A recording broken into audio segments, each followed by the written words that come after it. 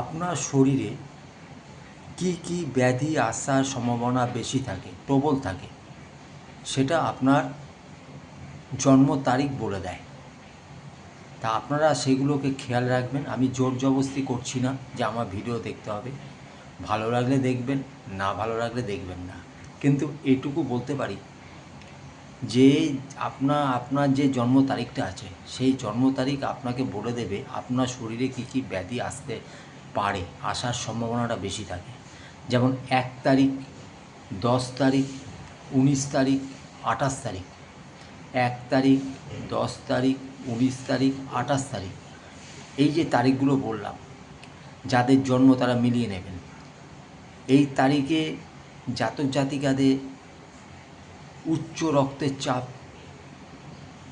সম্ভাবনা বেশি থাকে, উচ্চ রক্তচাপের সম্ভাবনা বেশি থাকে। আর থাকে এসব জাতিকাদের চোখের সমস্যাটা বেশি থাকে। আর কি, শরীরে অতিরিক্ত তাপ, তাদের শরীরের মধ্যে থাকে। এগুলো থাকলে তাদের শরীরকে ক্ষতি করার সম্ভাবনাটা বেশি থাকে। তো এই সবগুলো হওয়ার আগে দিয়ে সতর্ক থাকাটা সবথেকে ভালো। সেই সতর্কতা অবলম্বন করার জন্য আপনাদের কাছে এই ভিডিওটা আমি শেয়ার করছি।